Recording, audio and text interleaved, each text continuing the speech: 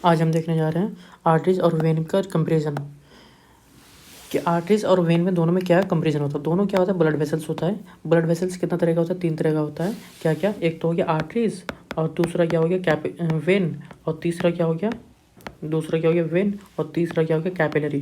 ठीक है, arteries, when and capillary.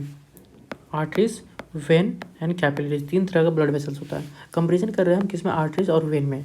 Arteries और वेन में क्या होता है, जैसे मान लो फॉर एग्जांपल मान लो क्या है कि जैसे कि कोई एक हार्ट है, ठीक है, फॉर एग्जांपल क्या है, एक हार्ट मान लेते हैं, ठीक है, और एक दूसरा हार्ट मान लेते हैं। जो अगर मान के चलो हार्ट से ब्लड लेके जाता है वो क्या हो गया आर्टरी, और जो हार्ट तक ब्लड लेके जाता है, ठीक है, यानी हार्ट को जो विजिट करता है वो हो गया वेन।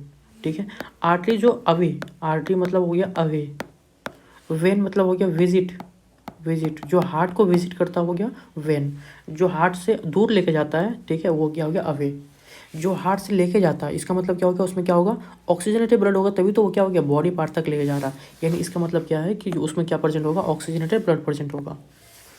उसमें क्या प्रेजेंट होगा, ऑक्सीजनेटेड ब्लड प्रेजेंट होगा। तो ऑक्सीजनेटेड ब्लड किस में प्रेजेंट होगा, आर्टरीज में।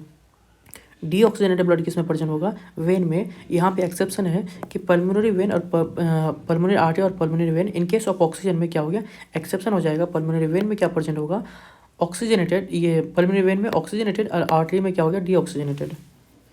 अब इसका वॉल देखें तो वॉल क्या होगा, आर्टरी का वॉल क्या होगा थिक, और वेन का वॉल क्या होगा थिन।